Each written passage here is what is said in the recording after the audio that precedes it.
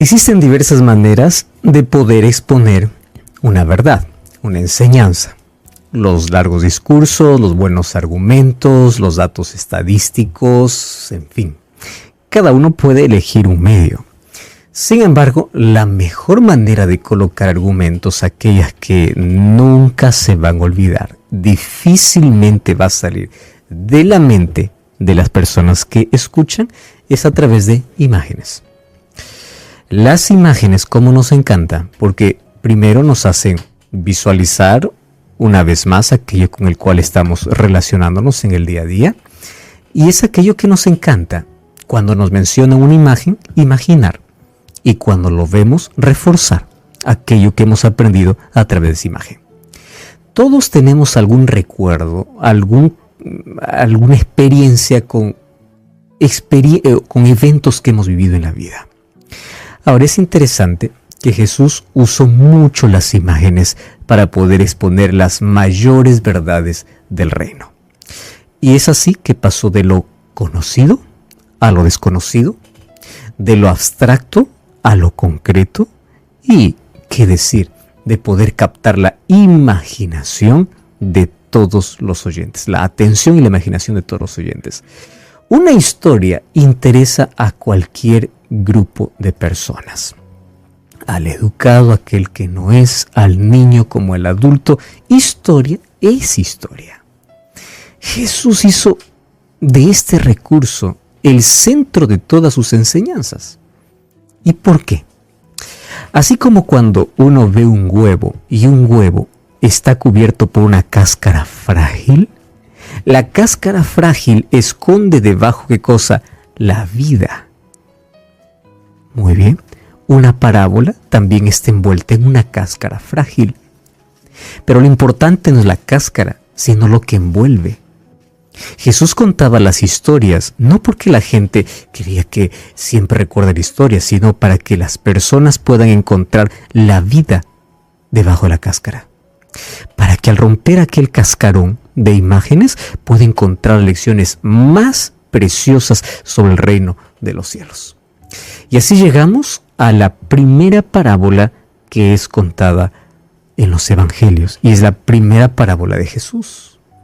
Mateo capítulo 13. Tú sabes que los evangelios aproximadamente narran 44 parábolas de Jesús. Algunas muy pequeñas, otras dedican mayor espacio.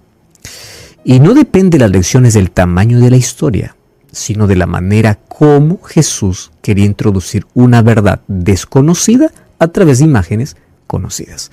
Hay parábolas tan pequeñas que tienen lecciones tan profundas, y hay parábolas tan grandes que tienen otro tipo de lecciones, obviamente más simples, más sencillas de poder comprender acerca del reino de los cielos. Era una mañana, el sol iluminaba sobre el lago, multitudes de personas le seguían, y es allí donde Jesús cuenta la parábola del sembrador. Mateo capítulo 13, versículo 1, dice: en ese mismo día salió Jesús de la casa y se sentó junto al mar. Acudió tanta gente alrededor que tuvo que subir a una barca. Se sentó y toda la gente quedó allí a la ribera. Les habló muchas cosas por parábolas y les dijo así: un sembrador salió a sembrar, y mientras sembraba, parte de la semilla cayó junto al camino. Vinieron las aves y la comieron. Parte cayó entre piedras, donde había poca tierra. Brotó rápido porque la tierra no era profunda, pero al salir se quemó y se secó porque no tenía raíz. Parte cayó entre espinos que crecieron y ahogaron la semilla, pero parte cayó en buena tierra y dio fruto. Algunos granos dieron 100 granos, otros 60 y otros 30. Y me encanta la manera como Jesús finalizaba: el que tiene oídos, oiga. ¿Qué manera de poder decir? ¿Qué cosa es lo que está diciendo Jesús? El que tenga oídos, oiga. Bueno, es otra manera de decir: el que quiere entender, entiende. Porque ¿cuántos escucharon la parábola? Todos. Pero no todos lo entendieron. ¿Sabes qué cosa es lo más triste? Que ni los discípulos lo entendieron. Aquellos que ya estaban por lo menos familiarizándose con el maestro, también no lo entendieron. El versículo 10 dice: los discípulos se acercaron a Jesús y le preguntaron: ¿por qué hablas por medio de parábolas? Y él respondió: A vosotros es concedido saber los misterios del reino de los cielos, pero ellos no.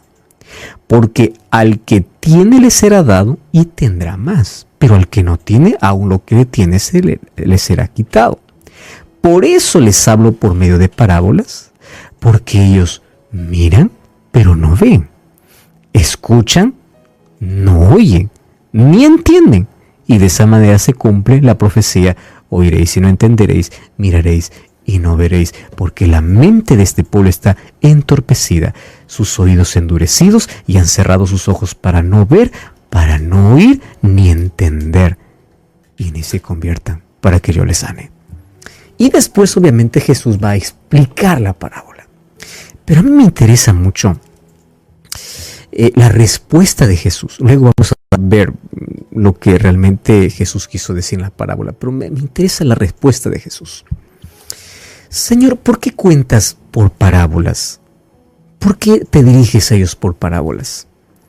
Y aquí tiene mucho sentido la manera como Jesús termina la parábola.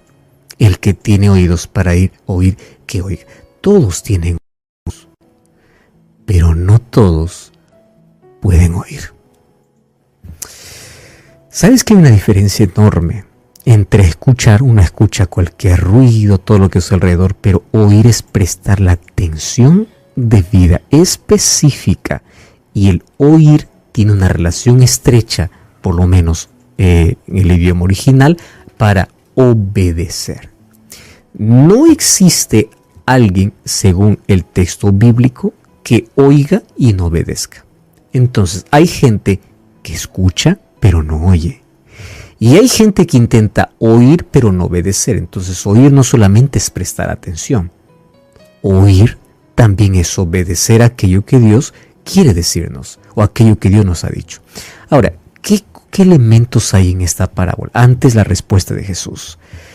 Yo les cuento por parábolas porque ellos viendo no ven y oyendo no entienden. Fíjate una cosa. La palabra de Dios puede ser abierta por alguien que está allí, tan alejado, lejos, absolutamente lejos de la ciudad. Probablemente alguien que está solitario, alguien que no tuvo oportunidades en la vida, alguien que nunca fue a la escuela y apenas aprendió un poco a leer, lee y entiende.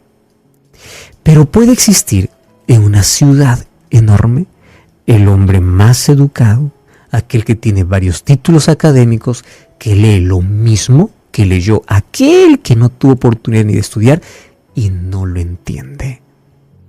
¿Por qué razón? Porque los misterios del reino hay dos maneras de verlo. Nuevamente vuelvo a la ilustración de un huevo. Un huevo tiene una cáscara frágil, pero hay dos maneras de poder ver el huevo: por fuera o por dentro. Por fuera solo ves la cáscara, el color, la textura. Por dentro tienes que quebrar la cáscara, porque dentro, cuando quiebra la cáscara, dentro vas a ver el misterio de lo que próximamente puede ser la vida de un nuevo ser. Ahora, qué interesante. Las parábolas son así. Hay gente que solamente ve la cáscara y hay gente que ve la vida. ¿Por qué? Algunos viendo no ven y otros oyendo no entienden. La disposición que el ser humano tiene para entender los misterios del reino de Dios va a determinar la comprensión de aquello que Dios quiere decirte. Por eso es que a mí me encanta mucho cuando yo escucho a personas decir así: estoy abriendo la Biblia, estoy estudiando, estoy entendiendo. Ajá. Ese es el trabajo del Espíritu Santo. ¿Y qué cosa hizo el Espíritu Santo? ¿Acaso el Espíritu no trabaja en todos? Lo que pasa es que en ti hubo disposición para oír. Y cuando tú paras para oír, el Espíritu Santo te hace entender. Incluso te da la capacidad para obedecer. Ahora, otro detalle importantísimo. Dios jamás deja en oscuridad a aquel que busca la luz. Nunca. Hay tanta gente orando: quiero comprender, necesito que Dios me muestre el camino. Y un día se encuentran con la palabra, con un programa, con un mensaje. Tienen el corazón dispuesto. apenas un poquito les muestras el camino y sus ojos se abren. A verdades que antes no conocían, lo aceptan y quieren hacer de aquello su propia experiencia. Pero hay gente que tú les puedes hablar años de años, les puedes argumentar con datos científicos, históricos, les puedes dar pruebas y no entienden. No entienden porque no tienen disposición. Pero el reino de los cielos está abierto para aquel que tiene oídos y oye, para aquel que presta atención y está dispuesto a obedecer. No para aquel que tiene solamente disposición para escuchar, para ver qué tal es. Vamos a ver para más después. No, para aquel que tiene disposición de entender, de comprender, el misterio es revelado. La cáscara es quebrada y la vida es mostrada. Y aquí justamente estamos hablando de vida. ¿Qué cosa es lo importante en esta parábola? El énfasis, si te das cuenta, está en 3 elementos. Número 1, un sembrador, una semilla y 4 tipos de terrenos. Bueno, eso es toda la parábola. El resto son detalles. Primer elemento, un sembrador. Un sembrador que no va a existir en ningún lado del planeta. Porque todo sembrador no desperdicia su semilla donde sabe que no va a producir. Yo vengo de mi contexto en el cual yo crecí fue la agricultura. Mis primeros años junto a mi padre me dediqué a la agricultura. Conozco cómo brota una semilla y qué cosa es trasplantar hasta la cosecha de un producto o del arroz.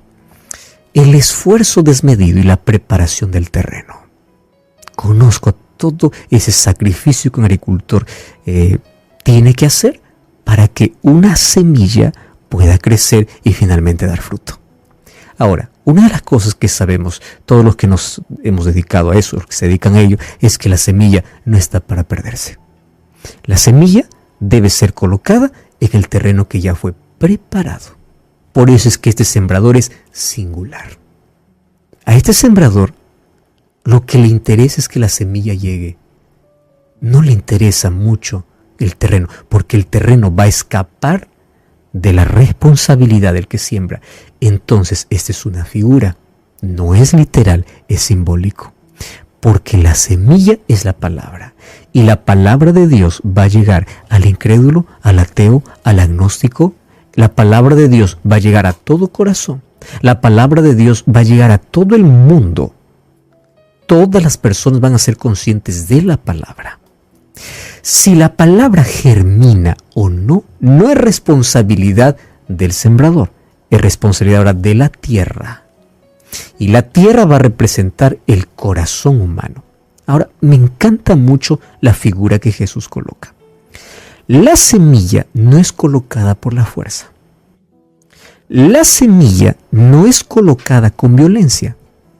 La semilla simplemente es colocada. La disposición para germinar y producir va a depender del terreno. Y el terreno representa la actitud humana cuando la palabra. Primera actitud. Reciben la palabra, pero vienen las aves y lo llevan. Esas aves pueden representar entretenimiento y tantas cosas que Satanás hace para robar aquello que en nuestro corazón se siembra. Por un momento eres conmovido, pero luego la palabra se va. Te olvidas. Segundo terreno está la duda, la incredulidad, que representan las tremendas piedras que en nuestro corazón hay, que si no lo sacamos con el poder de Dios, impiden que la semilla pueda crecer. Las espinas son aquellas que limitan el crecimiento de la palabra. ¿Qué cosa está limitando tu relación con Dios? ¿Una relación prohibida? ¿Qué cosa está limitando tu relación con Dios? Un entretenimiento donde colocas por encima de la palabra de Dios un vicio, una espina que ahoga la semilla. Finalmente, la buena tierra es aquella que está dispuesta a poder tener la semilla y a no permitir que ésta se pierda. Esta misma parábola es contada en el libro de Lucas, capítulo 8. Solo que Lucas, capítulo 8, el versículo 8, allí menciona de qué representa esta semilla. O el versículo 11. Este es el significado de la parábola. La semilla es la palabra de Dios. ¿Por qué te he llevado hasta este texto? Por algo simple. Porque toda semilla tiene vida. ¿Tú sabes por qué Satanás va a mandar aves que van a representar todo tipo de entretenimiento para alejarte de la palabra? ¿Tú sabes por qué Satanás va a colocar piedras o espinos? Porque él sabe que si la semilla germina trae vida. Quiere decir que el ser humano tiene vida desde el momento que nace de la palabra. Sin la palabra de Dios en su corazón, es apenas alguien que se mueve, pero no tiene vida. Sabe que existe, pero parece ilógico lo que estoy diciendo, pero esto es una realidad. Hay tanta gente que sabe que existe, pero que no vive. ¿Qué cosa es lo que trae vida? La palabra. Y es a través de la palabra que recibimos a Cristo en nuestro corazón. Por eso Satanás ha intentado eliminar la palabra en nuestra vida, porque sabe que una palabra, un texto, un mensaje puede transformar completamente nuestra historia. No permitas que nada limite que la palabra que fue sembrada en tu corazón pueda ser ahogada, interrumpida o arrancada. Cultívala. ¿De qué manera? Buscando diariamente que esa palabra pueda entrar en tu vida a través de una disposición completa. Anda a Dios y dile: Señor, estoy aquí. Siembra aquella semilla de vida en mi corazón, que pueda producir frutos de vida eterna. Y por favor, nunca permitas que el diablo pueda arrancar esa semilla. Pero eso va a depender de ti. Cuán dispuesto estás a cuidar de aquella semilla que Dios coloca. En mi corazón he guardado tus dichos para no pecar contra ti. Mientras más palabra tengas en tu corazón, tendrás más vida. Finalmente, es la vida en abundancia que Dios te ha prometido. Prometes a partir de hoy dedicar ese tiempo exclusivo para permitir que tengas un corazón dispuesto y permitir que la semilla pueda germinar y crecer en tu corazón. Ora conmigo. Gracias, Señor, por tu palabra. Esa palabra que tiene vida, que cuando llega a un corazón tiene que germinar.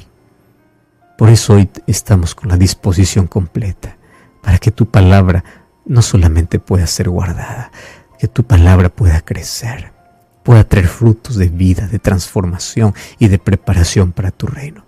Por eso nos sometemos bajo tu voluntad y permite que esa palabra día a día nos coloque una relación contigo cada vez más estrecha. Que podamos ser fructíferos porque tu palabra en nuestro corazón trajo vida. En el nombre de Jesús.